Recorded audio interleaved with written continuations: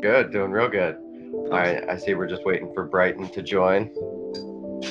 It's the first time I'm seeing live your showcase of the bubble sculptures. I always got some weird new sculpture going on. Tell me about it.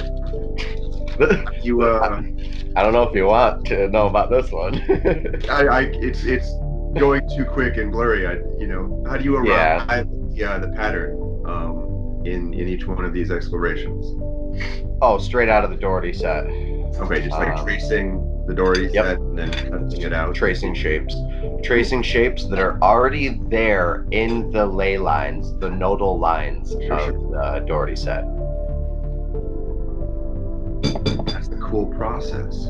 I see now Yeah. bubble sculpting is rather than a construct. You nailed it. Speaking the ley lines and actually cutting that out and then seeing the actual pattern that unfold. And which would be the translation pattern between the different waves. So I love it. Yeah, Brighton, how's it going, man? Hey guys. There's the star of the show right there. Good afternoon. I feel like I need my hat. I left it in my other room. Hey, we're part of the hat posse, and you're not. You're not in it. Totally. Here. All right. I'm in my shop right now, so I like how the background's. I like your background. It's blurry somehow. You might have been able to do that with a filter. Actually, I think that's Microsoft's new updated tech. First time I saw it as well. I saw it just happened, and same thing with Brighton. Your background's more blurred out, and you are brought into focus. But mine's not, because it's hard to find like what's the, because it's all kind of close. It's like I can almost reach it. That could be. But your background, Brighton, is right directly behind you. It's clear for you. Kind of. There's a blur. There's a blur like around it. That's probably the new Appleware tech.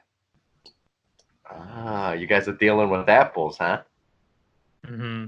Yes. Well, yeah. They released it today. Well, this is actually interesting. Yeah, this is interesting to see corporations starting to filter and tune out what we see and what we don't, without our permission or something. Dun dun dun. That's actually a very good point. And they're like, you know what? We actually want to see what those bubble sculptures are in the background, so we're not going to blur it.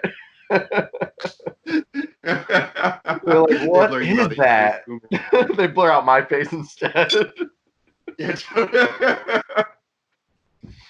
Oh man, that'd be funny.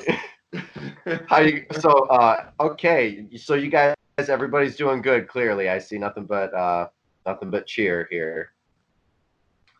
I'm gonna jump right into it and say, welcome to the Brighton Buddy Show.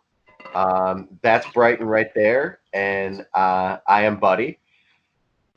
And today we're gonna hop into the living duality set and how it relates to quaternion symmetries, and the Dougherty network and other things. This is really our first time kind of connecting the dots on this. So I've been stoked. The fire's been stoked by Brighton. He's got me excited to see your work. So without further ado, I'm not sure what the number of the episode is, but we'll do that in the beginning. Like, I'm just saying that in the forefront of all my videos this week for whatever reason. So it's good to keep the Brighton Buddy Show rolling. We have one that we did, a couple that we did. That's why there was a pause. So hopefully we can find those on Zoom somewhere. They might be, I don't know, lost in translation somewhere. So do you want to share your screen, Brandt? Are you able to? I am. Let's see. Actually, it's probably easier for me to just do visual, in this Okay. way, and then I can jump into, I know Brighton, you have, some things mapped out and beautiful models and animations, and we've been Okay. geeking out about, how things unfurl. I have a lot of physical things that can kind of unpack and unfurl the conversation, you know. I guess just to even back up just a little bit, in some way to kind of give a quick overlay. Actually, that's right here. Is what this conversation has generally been about. Now, my blueprint here is trying to arrive at beyond looking at the different forms that we can study, um, the different structures, the different fields of study. Who has the answer to a theory of everything? Is it the philosophers? Are they the religious teachers? Is it physics? Is it art? What is the true nature of reality, and Who has everyone access to seems it? to be looking at this. I talk with Brighton about like this elephant in the dark room, and this is a Vedic metaphor. Everyone's looking at elephant and arguing about what the elephant actually is. One person Yeah, because they're feeling different parts of it. totally. Yeah. One person like this is a wall, and like Newtonian physics is like no, everything's just particles. Yeah. And people are feeling like the trunk or the leg and be like, no, this is a tree. Cylindrical. Yeah. It's a tree. Right. But I find like we're all, or those of us who are questing to see, and are all trying to unpack and understand the basic fundamental building blocks of reality, of isness, as the non-duals or the Vedics would talk about, as Buddhists would talk about suchness. Physicists are trying to understand the same thing. What is suchness? From which all things unpack.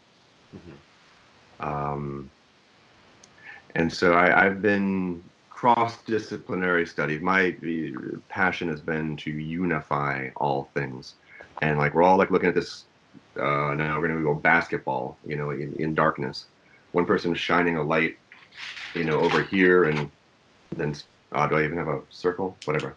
Shining a light over here and seeing one circle of that larger sphere, and saying, "Oh, I have the answer, and this is my sphere of influence, and this is another person's way over here, and they've got a whole other."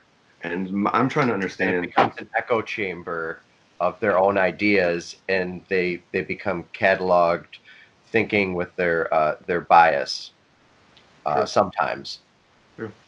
Even towers of academia, because they want to get promoted and they want to, fit within their field of study and be, promoted. They're not looking at, which is another thing I love about the Dougherty Set, is the implications of the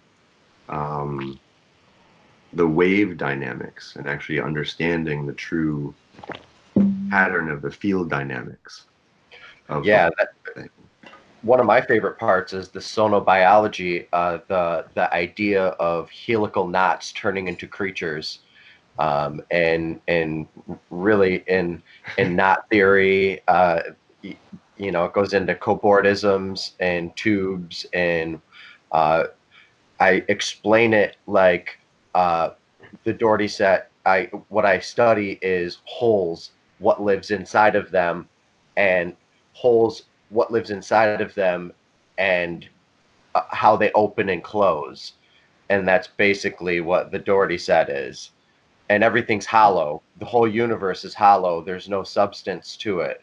At the very center, the substance is the fragrance of the, well, not even just the fragrance. It's part of it. The substance is feeling it. And I think a lot of people are keeping their feelings away, using drugs to mask the way that feelings are, because feelings are wonderful. And if you get into understanding how much you can grow, the neurogenesis that branches from new thought, from heightened senses. If you can heighten your senses all the time, be at your maximum crest of the wave, and live like at the top of the wave, your memories are going to be categorized in uh, harder neural networks, the networks that are burnt and built in tougher, that stay there along with music. And you can train your thoughts, and through entrainment to work with music. Music is not from the band, it is for the audience. So we're supposed to become it and be with the musician. So they're part of my philosophy. Sorry, whether I yes or not, but I love it so much because you lay some groundwork for an overlapping conversation, and I love that word overlapping. You the joke on this. I even wrote earlier about entrainment, binaural beats and homogenization. I think we'll talk about that in a little bit. I want to ask you a question, though. You said wholes. Okay, well, arriving, is that a WHOL yes or HOL yes? all of anything that's holy, with the W and without the W. And holy. Hallowed be thy name. Holy it is. Hallowed is. Hallowed be thy name. And God bless. Beautiful. Like, okay, this is beautiful. In Hobby, you talk about feeling. I have a marriage and family therapy background, transpersonal counseling, psychology from Naropa Institute, and how one ascends and then descends and then comes back into their body, if you will. I bring that up because you talk about feeling, and I love what you're talking about mental health, and you prefaced this with me earlier. Just the idea of mental health, the idea that God is a verb. God is the actual undulating nature of everything, that you yourself get to feel. You get to feel happiness, sadness. You get to feel anger, rage. You get to have the internal experience of yourself. And without the pejorative of you're supposed to be some certain way, you're figuring it out. You're moving through. You are getting the feedback loop from the external society by action, reaction, by karmic, which is just action, reaction on a psychological, level.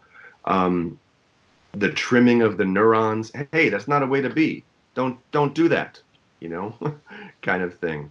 So it's already working itself out in the perfection of letting it be. I want to preface something that a lot of people think that feeling is bad. And a lot of people, even religions, will say like an ascetic type of lifestyle would say stay away from feeling, because sensuality and sense, it's all elusive, and it is illusionary, and also it can be destructive. But if you can use it as a means of taking one habit and transferring it into another habit, and constantly changing and rearranging, so that your philosophy becomes not trying to be something, but always understanding that you're changing. And then your philosophy is always staying dynamic, mastering change. The ninja knows how the river moves, and the river's always changing. I don't know. That's a random one. That's fresh off the brain cusp. Sure. But this is the reason why people intellects teeter along martial arts a lot of the time, or have martial arts background. I think because they're the ones that have the willpower and the determination to push and work their bodies to the point and their minds to the point where there might be they don't know what is the edge. They define the edge. Someone says don't do something and then they can do it, like Michael Jordan getting cut from the team. Totally. Yeah. But let's hop into Sure. into your geometry if we could. Yeah. This is all great sentiment. Yeah. Well, coming back to the idea that you keep bringing up, finding center. So coming back to that, finding the basic tenets of suchness, rather than trying to understand the trunk of the elephant, the tail, and trying to understand the basic nature that is the same tenets, or yes, exactly. Yeah, what is the basic nature of that is also the same nature as the hand holding it? All information must derive from form first, and form must have a way of communicating. What is that way that form communicates? The architecture. What does it originate from? Yes. Yep. The field creates the form. Yeah. If you think about the field creates the form, it's the stream or the network around the being that creates the being, not the being. So it's the stream of layers that are bound around. Like, I was thinking about this, and this is exactly where things I think are going.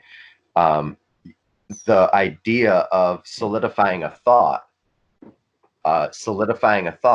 is grabbing a thought and making it real, and it comes out like a tendril. It's a tendril, and they're all around us, and our bioplasma works the same around our bodies.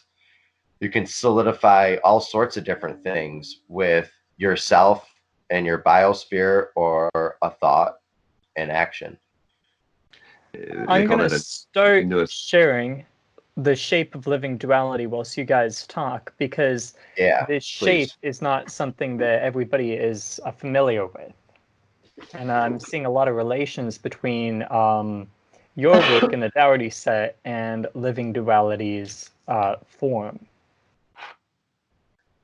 And yeah, go to that if you would. Yeah, exactly. So what I've tried to arrive at is this hasn't been a constructive process in any way. It's not like I'm trying to build something or express something. This is really important. I've tried to deconstruct everything and break every. I'm not going to go into my whole litany of who I am. I'm done a lot of study for 30 years. Across lots of fields and had lots of experiences. I can go into all this, but that's not the point right now. My understanding is trying to deconstruct and break everything down: quantum physics, spirituality, non-dualism, even painting, art. So in doing so, I've asked one question: is this true? And trying to find a through line for the most basic things that are immutable, that translate across all things. I found 3 basic things that I find to be true. So like an integral approach. What 100%. Ken Wilber is, Ken Wilber, that's this name. Yep. What are those 3 things? When I was in Boulder, I worked with the Integral Institute briefly. It's a huge influence. I'd say my work is primarily an integration of Ken Wilber from a theoretical perspective, who talks about right here, stay on here real quick, Brighton, who talks about the 4-quadrant model. Which is essentially that there is an interior and an exterior world, and there is a singular and there's a plural. Okay. Now, in when I looked at his, I've read, all of his compendium. When I've looked at his model, it didn't fit for my brain. I don't think I have it quite here.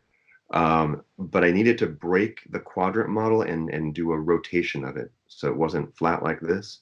It was like this. Mm-hmm. And it fit my body better so if we stay on this symbol for a second. Yeah.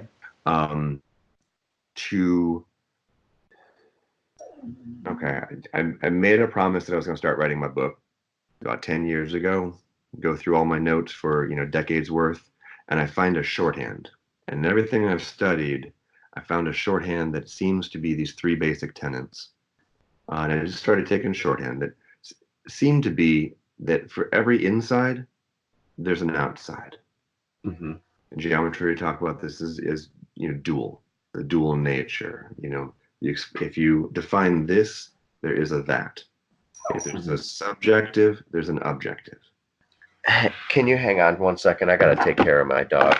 She's in heat. She's a whining bitch right now. Sure. Should we pause or should we just keep going? Just pause it for a second. I gotta put her in a different room. Okay. I'm not happy at you. Come on, Bailey. Bathroom.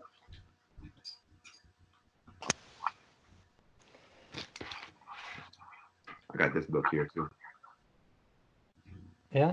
Does that come through? I'm seeing Buddy's screen right now. I don't know why. Okay.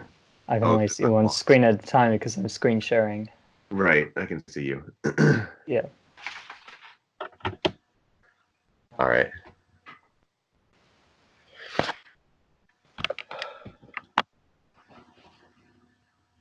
Okay, good to go. Sorry, guys. The shape of duality, inside, outside. Mm-hmm. That how do we there appears to, and to really you broke up there. What'd you say? Up. Okay. There appears to be an inside and an outside. Yeah.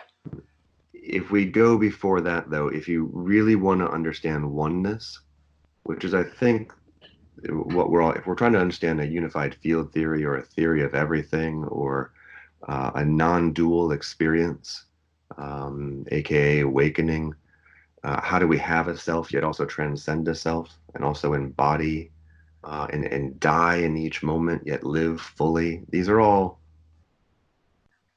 if we want to understand oneness, we have to understand that there's two sides to oneness. In everything you look at, there's a duality to oneness. For if there's everything, infinity, there's nothing.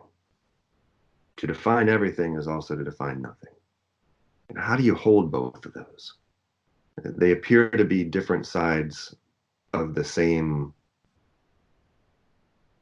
equation or conversation.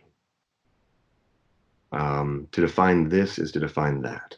And so it seemed that within oneness, there is a duality. A duality is the basic nature of oneness. Because it cannot be defined without splitting itself. The eye can't see the eye. Right. You can't touch the teeth, as Alan Watts talked about. You can't understand God and fully inhabit and feel God unless you fall from monism, grace.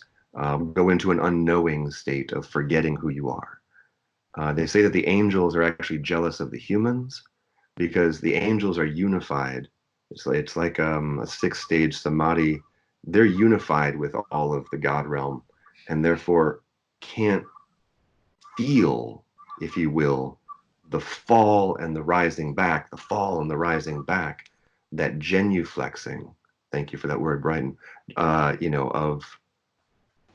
They just are it. Versus get to feel and experience it. That's the beautiful thing about the human nature. Mm-hmm. I was having this conversation yesterday on another podcast, the Universal Ones podcast, with Will Dale, and I was wondering if all of the electromagnetic spectrum desires to be particulate. It's almost like it's a crescendo of the experience to manifest into the world, you know, because our thoughts are floating around, and I'm a firm believer that we don't have thoughts have us. Sure. So there's a lot of direction in our dreams to make us step in that direction, and it takes a lot of courage. And people don't talk about courage enough either, I think. So that's actually a good point. I have brought this up with you, Brighton, is that I'm not sure that we as organic creatures are necessarily important. We might just be the vehicle by which information is transferred and matter is evolved. Mm-hmm. Cycle after cycle, form changes form, and it's like the mimetics. The mimetics get better, and they just get better through the conduit of matter. As it cascades off of that center, that monad. Exactly. Right. Yeah, but it gets more complex. Complexity is built as it cascades off of the center, and wave dynamics start to recur through cyclicity, and complexification starts to build up inside of spheres and spheroids, because spheroids are.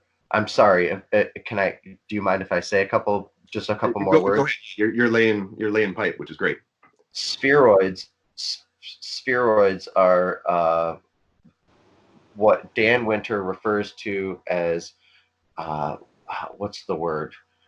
It's not minimal energy compression or maximum energy distribution. It's maximum energy fusion, like maximum energy accumulation. Yes, compacting the wave as dense as possible. Yeah, with maximum spheroid, like the atmosphere, then another sphere, then another sphere, then another sphere within, and that produces energies, stacking the spheres themselves. Totally. Yeah. Sorry, please go with your model. I need to zip my mouth. I want to see if I can do this succinctly, because this is getting rather, complex, and the conversations are very complex and, impactful. Yeah. But I want to offer something that is actually, and it's painful. It's actually very simple. Mm-hmm. And I think everyone misses it because they just look over it because it's too simple for people to care about, if you will. And all of this complexity unfolds from that. But I actually want to offer this simplistic thing that people can check out in their own lives and just see if it's true, and play with it inside themselves. That if you look at oneness and people say, I want to reach a higher state of awareness, and I want to ascend. Okay, with every ascending, there's a descending. I want to offer some basic tenets that people can check out. If you want to hold oneness, there's a duality, everything and nothing. There appears to be an inside and an outside to all things. Mm-hmm.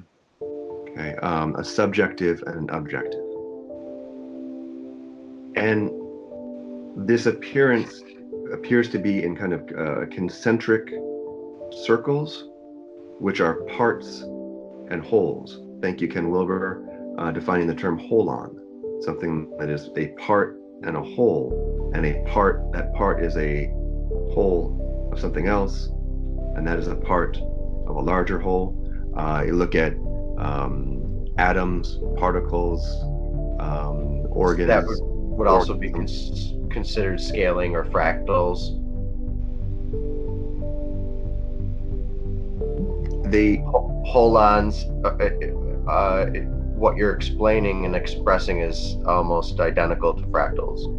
Almost. But this gets into the conversation of maximum energy distribution. And in yours, the nodal waves, it might have lots of different expressions. You might have and so I don't want to say fractal, because a fractal is just one individual equation that gets autogenesis, populated out. Yeah, technically, I mean, if you think of everything in nature as a fractal, I define everything as a fractal in nature. There's nothing that I have found that isn't a fractal or a recursion of another mimicry from previous layers. So it's all really fractal stacking. And atoms do this too. Sure. So please define the monad, or continue with what you were saying. I'm sorry. Well, just in the structure of it all, that's what I got about fractal. In the structure of it all. Turn this light on. Go ahead, keep going. Sure. In the structure of it all, I just didn't want to. When you said fractal, I don't want to allow for the idea of complexity comes from my understanding of the basic tenets brought into form. Yeah, makes sense, which allows for difference between this and that, which is important. Otherwise, do you think form breaks down to chaotic systems? I mean, I don't know how to word my question. In defining oneness, you have to allow for a balancing point between order and chaos. And so, okay, and then I was going to come back to the basic tenets, because this actually touches on something that you brought up as well before. So, you can see my screen. Yeah, I can cut this right now. No, you're actually great, because I love those. Well, we can't see your screen if my thing's going. So. Yeah. Now we can see your screen. No, we can see it now, Brandt. Well, it's not focusing now, so. There might be some settings that allows you to turn that off, but you might need to hold it where your face is supposed to be. Yeah, that's not gonna work. Oh wait. Oh, there it is. Almost. Well, this is actually how it's downloaded. This is kind of fun, because it came into focus and it went out of focus. That's not going to be fun at all for anybody. Okay. Well, then neither is holding up models. That works. We can for a second. Not anymore. It was where your face was. Yeah, hold it right where your face is. Yeah. Oh, yeah. This is. Yeah, that's okay. Yay, that's fun. I was right. I knew it. That's hilarious. Okay. This is hilarious. Okay. So did you make this model? Say again. Okay, so tell us about the model, please. The model. Wanted to find the basic tenets and just kind of talk about this.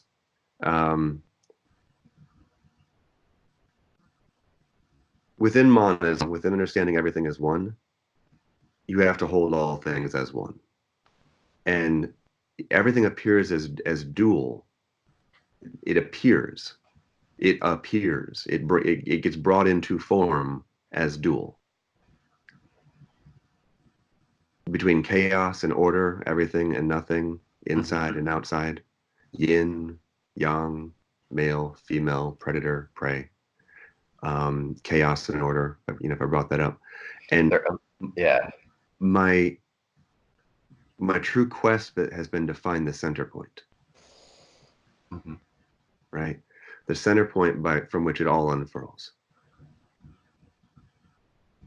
And in doing that, you arrive at a point that is neither inside your eyes nor outside your eyes. It's no longer just defined as this is me, this is you.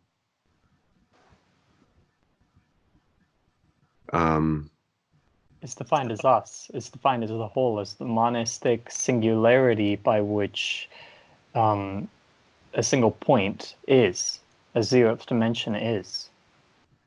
That is defined by all this. That very point in the center, yes. Yeah. Or we could say that the center of a particle, particle as observer, particle as being observed by space, is that very center point, or that a person's awareness is that very center point. It can be brought into a hermetic geometric perspective from macro to micro. Very well said. Very well said. Totally. The other tenet, that I found were it looked like a notion of concentric circles representing parts and wholes, and these holes were actually parts of a larger whole, and on and on and on and on and on and on and on, up till the definitions of the outside that there is a oneness. And that's the one postulate I rely upon, is that just the assumption that there is oneness in a universe, in a multiverse. Even beyond that, there's one. Everything equals one. Okay. And when you rotate this structure, it becomes third dimensional, as if there's a I in another, or an observer in another plane. Or how would you go about explaining the third dimension, higher dimensions? So, and let me just put one more tenet in here, which is the third tenet. And then I'll get into the other side. Everything appears, there seems to be a mechanism to oneness that is a receiving, okay, going from like the V, going from 2 points angle in to 1 point, going from 2 points to 1 point. Actually, I didn't practice this. Sorry, guys. Going from 2 points to 1 point. Okay, which I talk about as awareness vector. There's a giant X, and you are the center of that X. All right, the field of my awareness goes out everywhere. If you want, I could pull up the Buddha model and show him in the very center.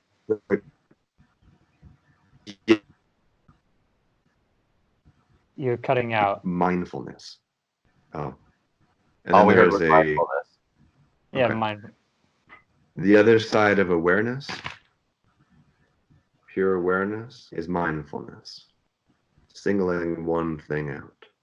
So you have awareness, the hawk, the antelope have their eyes on the side of their head, and they have really good peripheral vision. They're aware of lots of things because predators happen. And the hawk is really good at singling one thing out of the many, or the lion's really good at singling one thing out of the many in order to define it and have a predator. It's almost as if focus can compress itself. Yeah, focus produces compression in electrical fields and awareness. Awareness produces energy, and when you put it out there and you pray for someone and put your intentions or your energies towards someone, it really works. Yeah, word.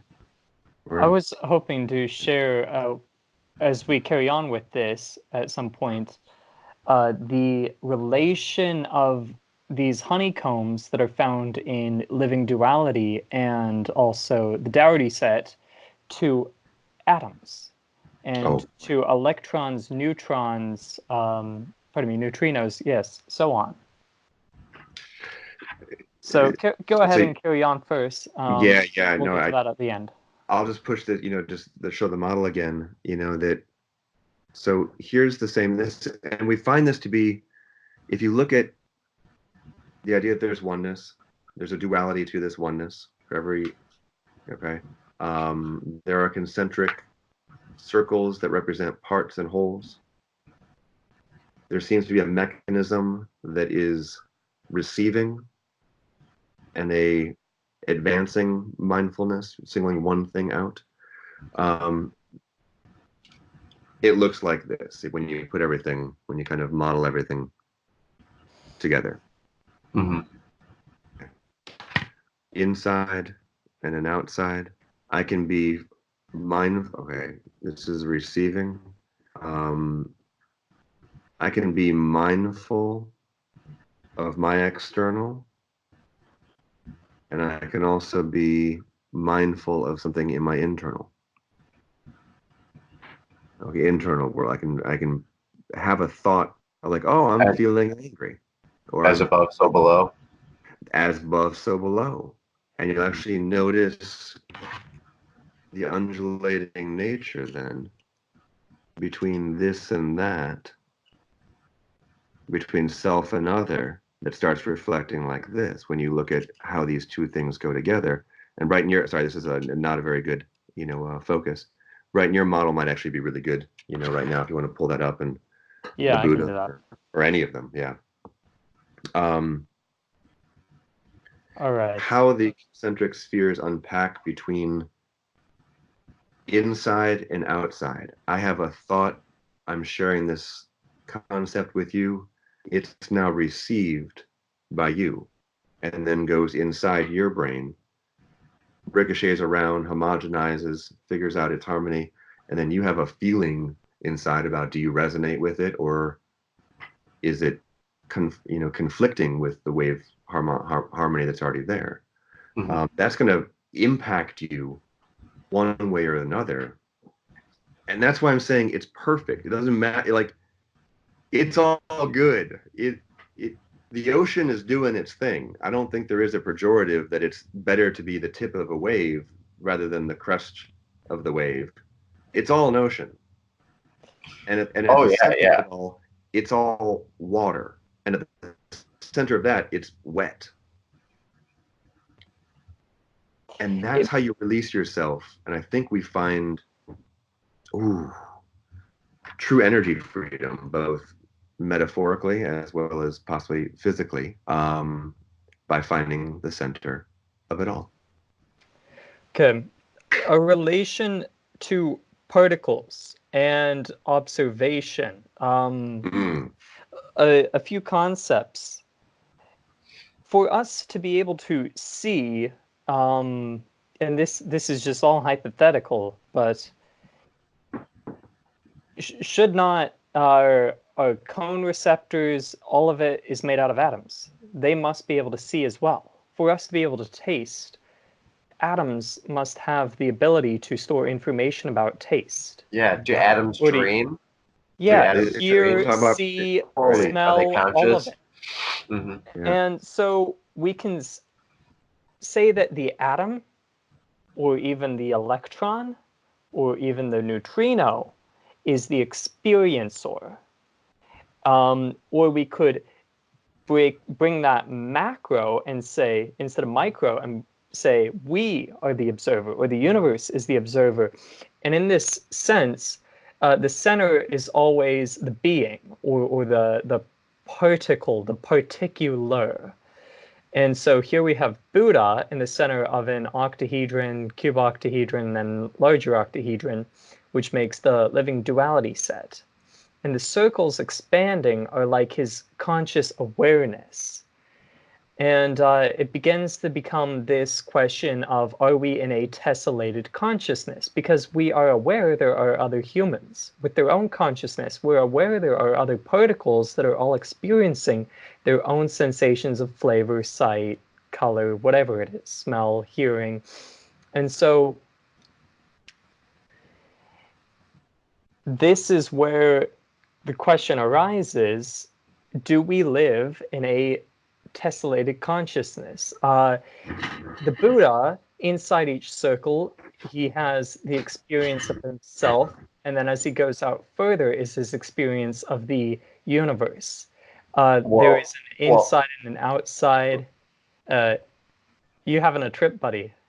I'm thinking of the umwelt of the individual creatures being not one experience, but being on different scales of the same geometry. Indeed, yes. All right. So the consciousness, it's different, but experientially, all creatures, I believe, like Jeffrey West believes, that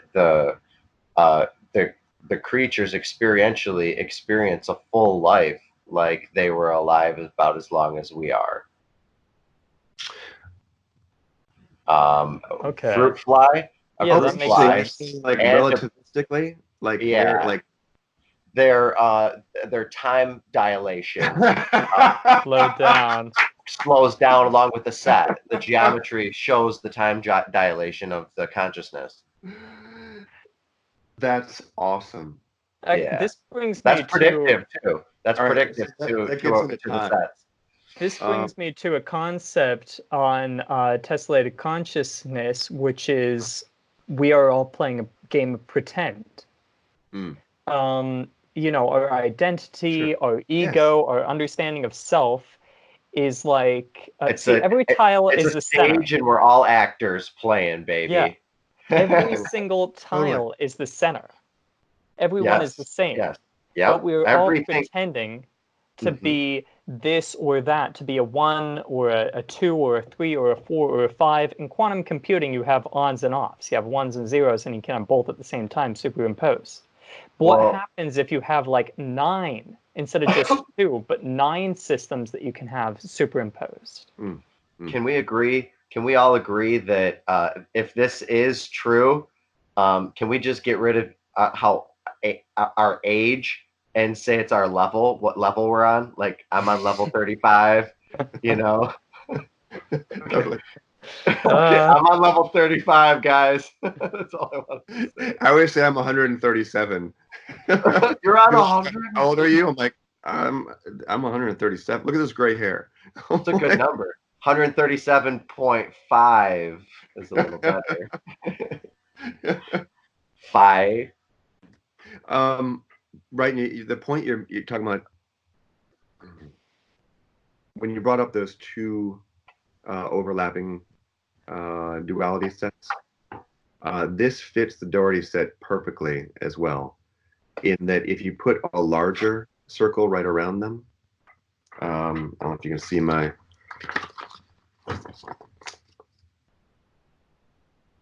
I can't see. The 3. The 3, exactly. Okay, yeah, I can pull one of those up. Which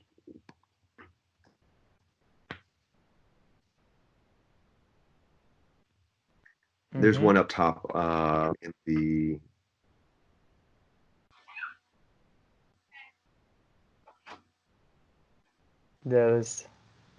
okay. I mean, there's that, but it's kind of broken. Yeah. No, so I'm gonna have to go to the bottom and see this one down here. Sorry about the timing. Yeah, that would do right there. The one to the right of that. Right. Okay. Well, this one, yeah, that one will do. Okay. What you just had on there before is when I modeled that out in 3D, and I put a single. When I model this symbol out in 3D, and I put a single butter candle in front of it, the shadow projects out the pyramids in the background. Oh, nice. Which was just a very unusual, cool effect, you know. But I'll stay on this. This is the middle circle is what I think we're talking about, the experience of God. The how I meet you. That point right in between. That is everything. Internally, for our own human experience, I find that we arrive at the center point of our own, I believe and I postulate and I hold true that to arrive at the 0 point inside of consciousness is to find that point of equanimity, that center point inside of yourself. That is neither behind your eyes nor in front of your eyes. That is neither you nor them, this nor that. We talked about martial arts. It's called a chichadachi, as a stance that is standing, neither advancing and being aggressive nor retreating, but just standing. And in doing so, I arrive at, I talked with you last week, buddy, about like if someone's coming at me with a knife, I don't know, are they coming to cut my vegetables or are they coming to attack me? Are they 6 feet away with a knife? They're probably not a threat right now, but I should be on guard. I should be aware. Should I coil and get ready? Well, no, I've given my stance away and now they know where I'm going to be and they can strike me easier. Let me figure out who this person is. Maybe they just need a hug, and say, hey, brother, it's all right. Like, there's no reason to stab me. So, and hilarious. In doing so, with others, it's like if we don't collapse the waveform prematurely, we get to be in a creative experience with the other person about isness, about what is like what we bring in. When we talk about that person attacking someone, that can go a couple different ways, right? I can be aggressive, and then we can start fisticuffs, and I'll probably get stabbed because knives are bad. But if we actually we talked about embrace that or make contact with that in a different way, maybe something else unpacks. And so how do we arrive at that center point that is aware of everything but mindful of things? So okay. Nice. I think you're right on. The Dougherty Set is I've where they kiss and they come together. The center. See, there's different ways to arrive at understanding this set. There's one of two ways: the way that you're expressing, or there's other ways. Probably an infinite amount of ways, honestly, to explain it. But if you take it from the interpretation that the center is zero, and the entire force-free field-aligned currents along the ligaments or the legs, these 12 branches coming off, are all zero as well. So the center looking down on the set is exactly the same as looking down on one of these sides. Sure. It's the exact same geometry. Sure. Which you might be aware of. That would make sense. Yeah. It blew my mind when I started making sculptures using the sizes of the spheres, and then realizing that you can lay them out and get the projective geometry directly from that. And I was like, holy shit. And it just blew my mind. And like, you refer to the center as 1, and I refer to the center as 0. And there's definitely a lot of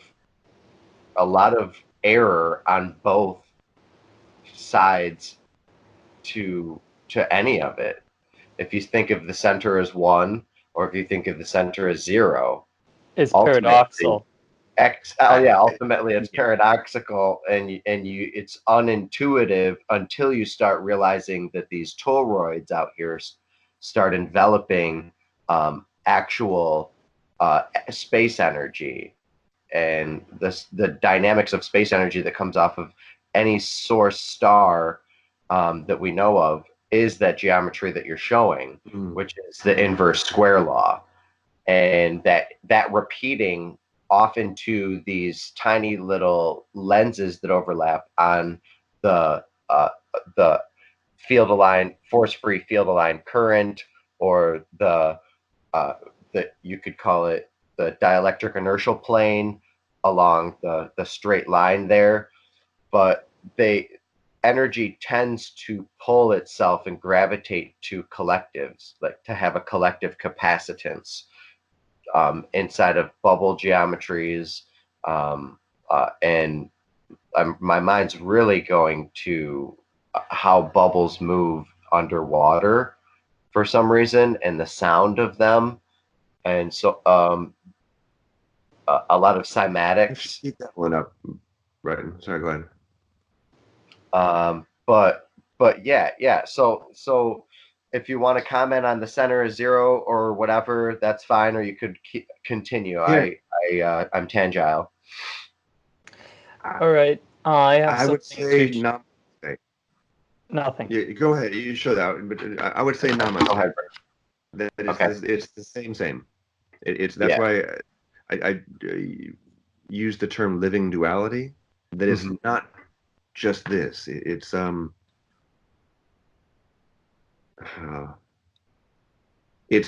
why it's almost like trying to hold air to try to speak this.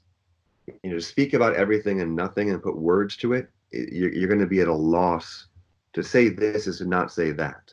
And you're always going to miss it. So I'm trying to point to the center of it all. Well, there's layered, you could describe it as layered currents that accumulate charge and force that ultimately wrap up into that, and it's layered currents off of that.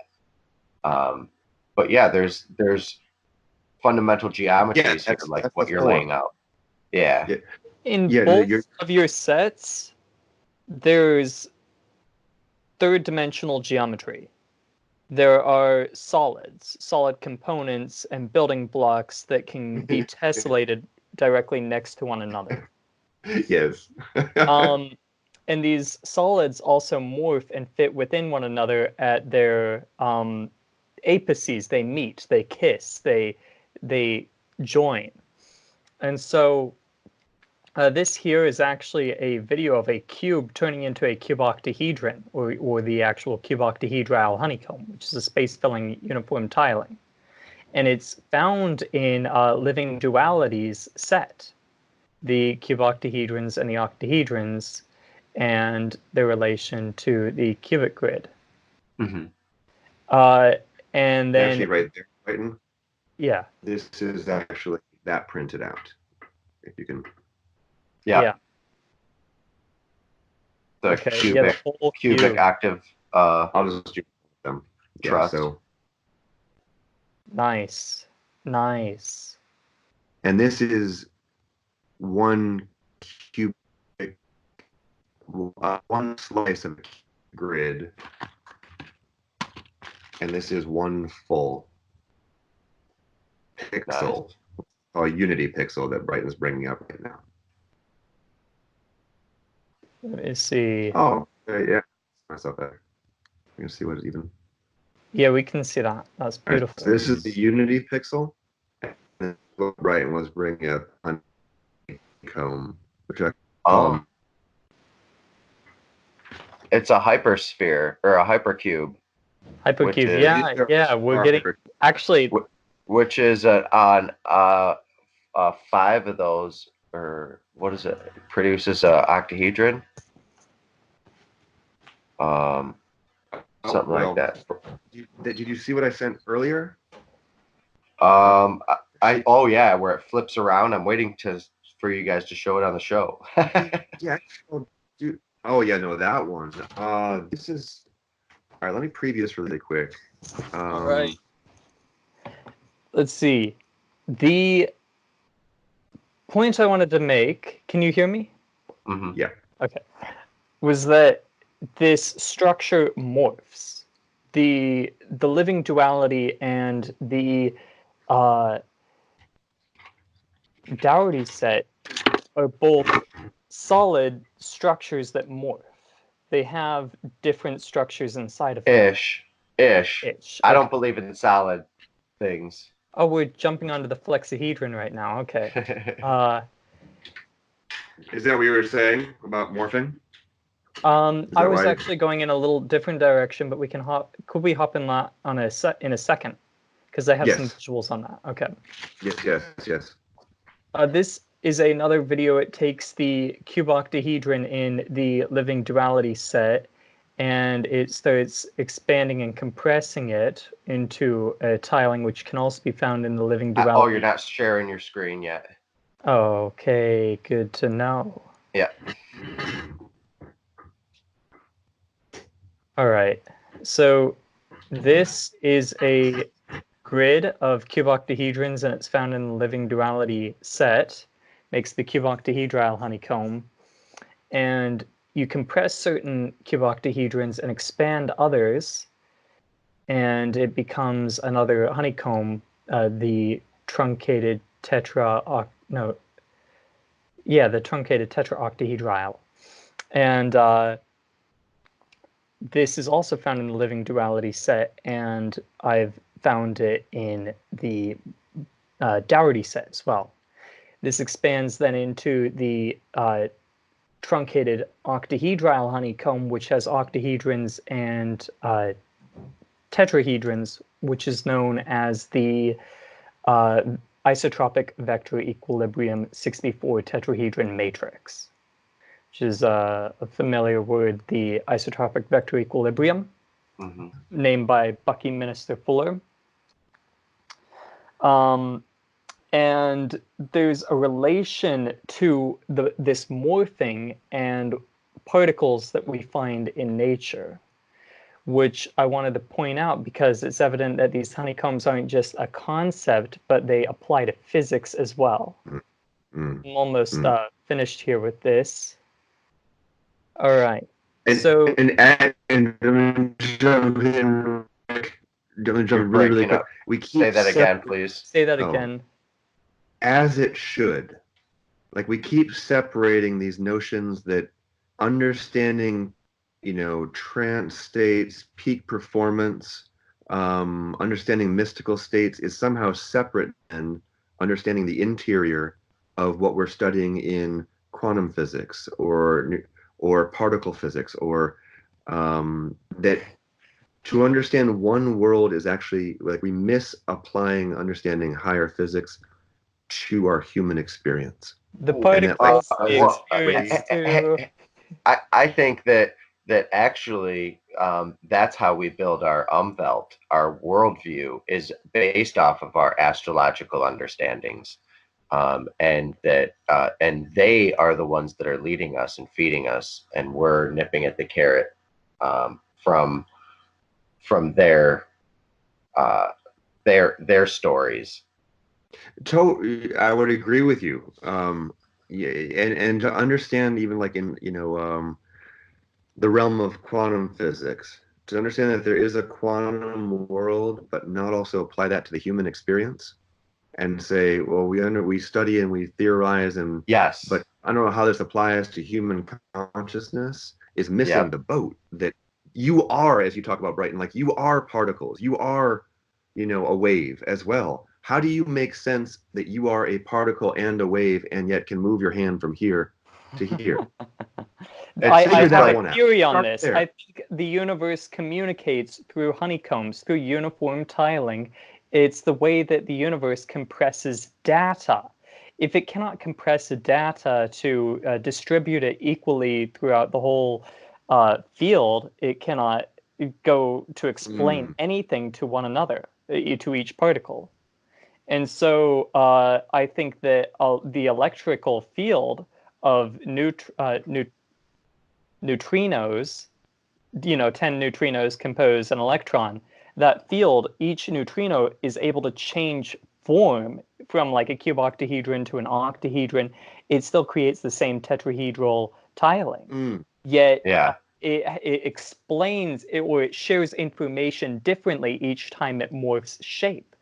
It has an expressionalism to itself, which is like a false tessellated consciousness or tessellated identity, where some of them are morphing in different ways from one another. Or if you look at like bubble morphology, not all of it's uniform, but still they're communicating in with one another to maximize volume and minimize surfaces. Maximize surface.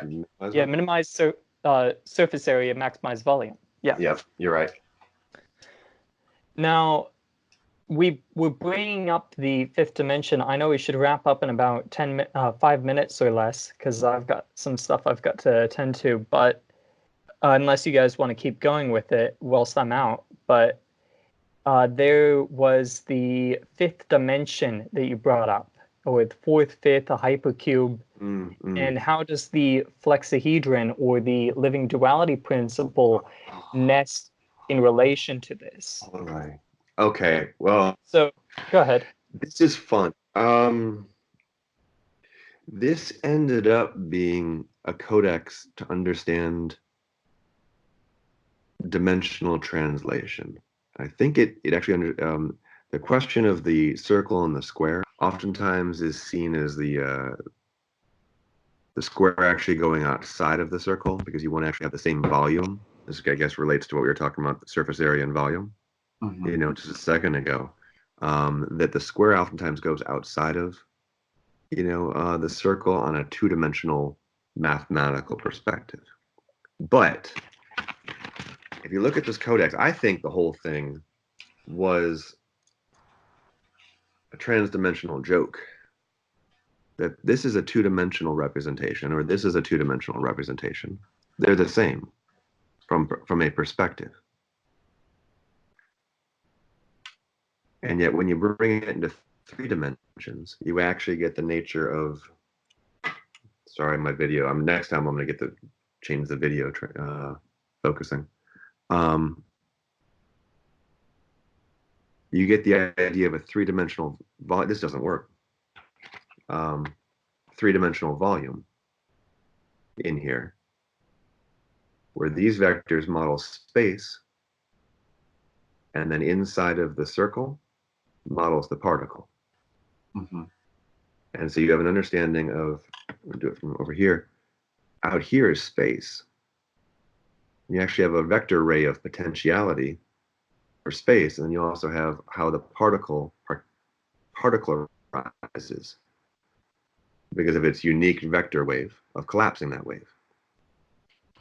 Now, what you talked about before, Brighton, about bringing in higher dimensions, if I bring this up, is I believe that we are from the micro to the macro, and this fits the Dougherty set as well, that there is a toroidal unfurling in the wave between part and whole and part and whole and part and whole.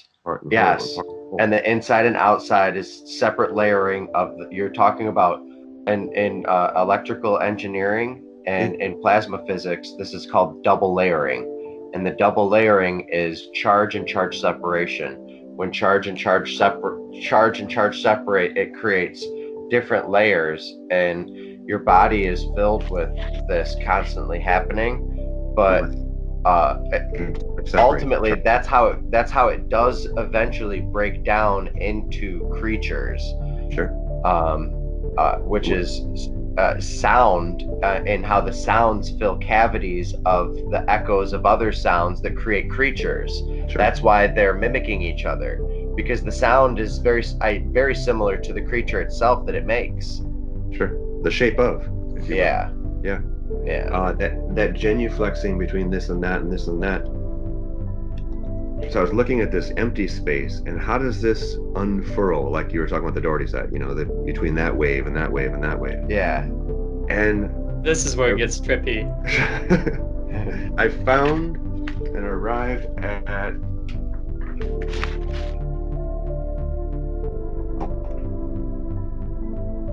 You got a little bit of lag time, it's cutting. Oh, okay. 1 second and I will. Okay.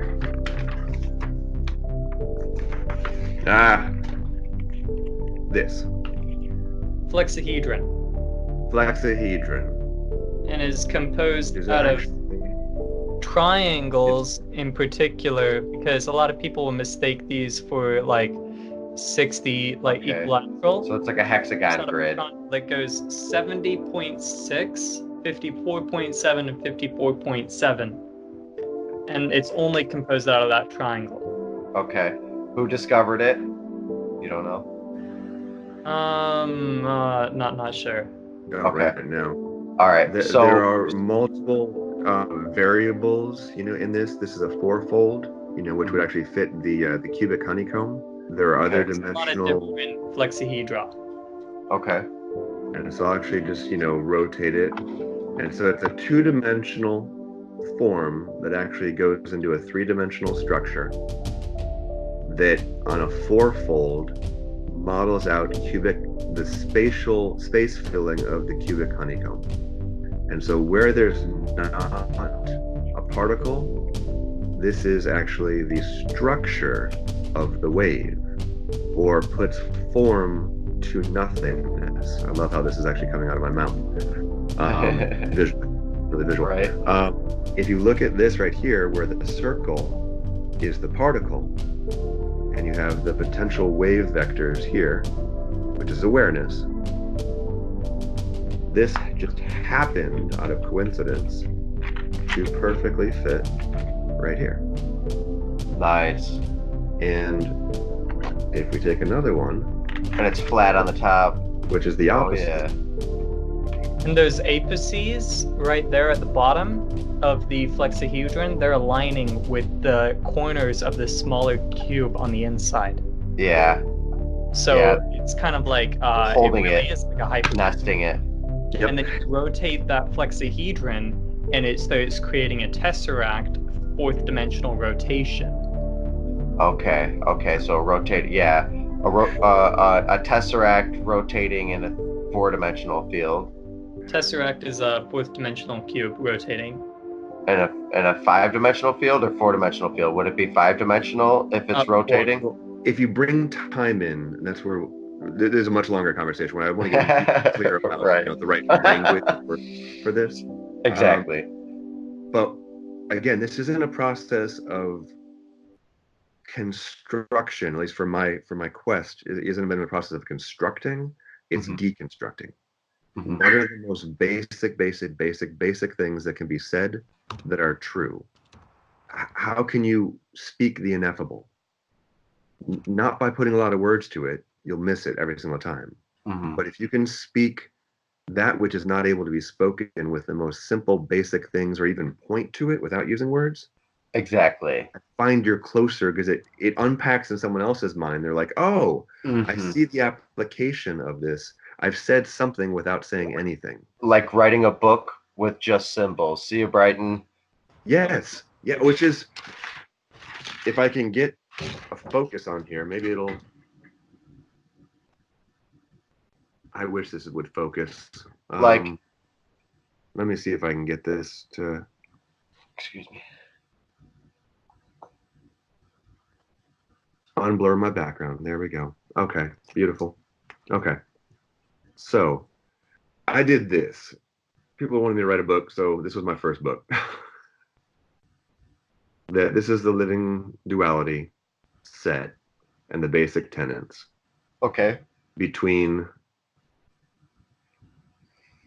a yang and a yin, or a yang going from 2 points to 1 point. It's advancing. Mm-hmm. It's the penis.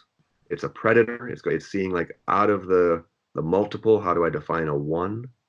It's the moving towards versus the receiving.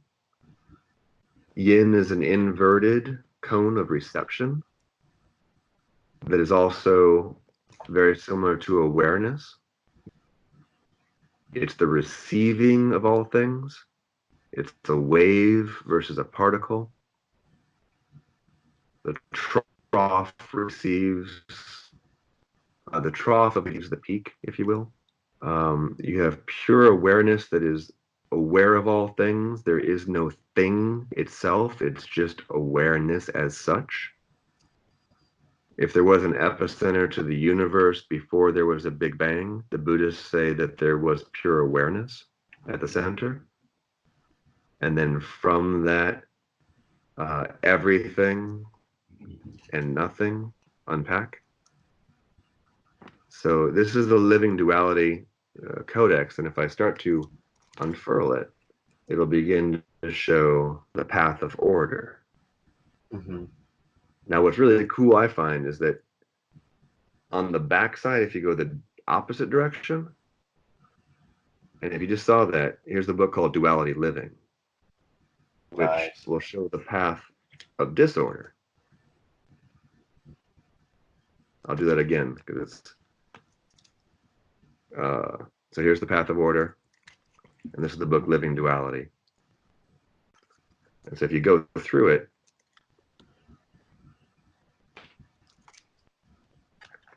that's awesome. That's so cool. And unfurls. Dang. And these are actual gravitational waves that I believe have a field vector of pulling things to a homogenization or pulling things to that center point, if you will. Mm-hmm. And so, like, people are like, feel my needs. If you're trying to find that center point, everyone's trying to pull you, like your dog. Your dog's like, I'm in heat. Pay attention to me. And you're like, I'm in the middle of a show. Like, I got Brighton here. I got Brandt here. I can't tend to your needs. Right. So how we find center. And it all comes back to center, or its original point. Now, if we go this way, and there's the path of order, and we turn it around, it's the path of disorder. Same book, 4 pages.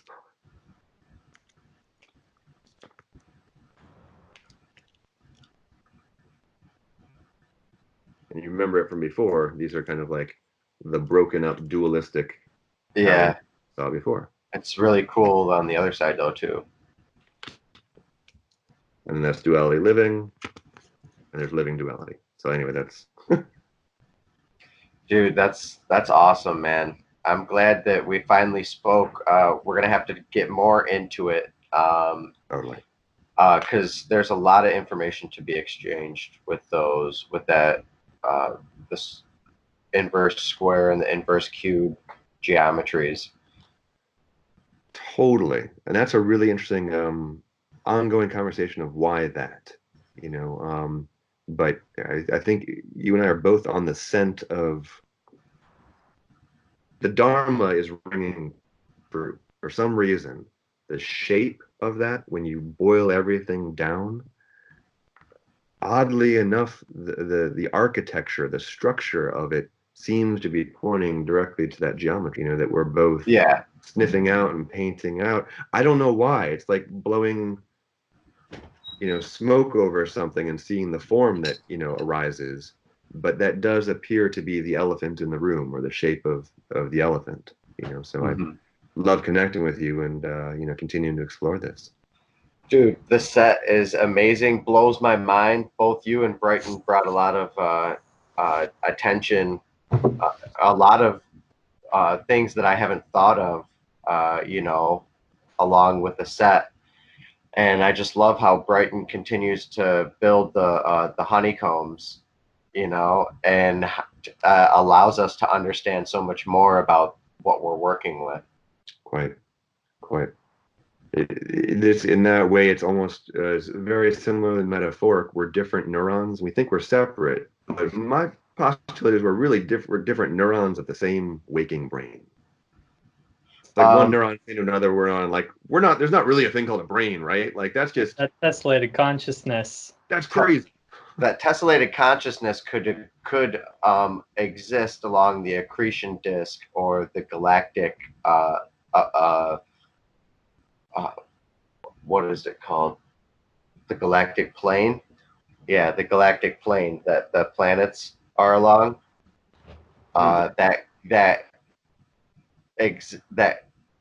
could exist for just temporary and burn just for that moment for all things, that type of tessellated consciousness. And that's why we're experiencing it, and it's so evanescent and it's so evasive, And I would even say that tessellated consciousness is you, whoever's watching this right now.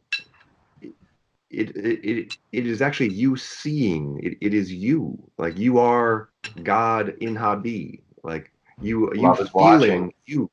It is. That's it. Superpositioned electrons. Today we're at the Brighton and Buddy show. Right. That's pretty much it. I mean, that's it. And so that's why we don't fall from grace. You are perfect as you are, in your struggle, in your perfection, in your consternating, wanting to understand things, in your watching TV, eating bonbons. If it's right for you, do it. And you'll get a feeling of like, wait a minute, this isn't right for me. I'm lethargic. I want more. Well, good. That's God breathing in. You want to exercise. You want to learn more about tessellated consciousness. Welcome. Awesome. I think that's a good spot to end it, guys. All right. Well, Brandt, thanks for coming on the Brighton Buddy Show. And Brighton, thanks for inviting Brandt on and connecting us. Oh, this was an absolute joy. This is just the beginning, man. What comes out of this is there's maps. There's many more maps that there's an infinite amount of maps, and it is consciousness. It is living, and love is watching. The whole idea of the projective consciousness, and projective consciousness working as thoughts and tendrils and eyeballs and just a general geometry is extremely interesting. All right, guys. Namaste. Great being with you guys. Yeah. We'll see you on the next episode. We'll be hanging out again for sure. Sounds good. All right, Brant. Thanks. Welcome. All right. Cool, guys. Bye. Ciao.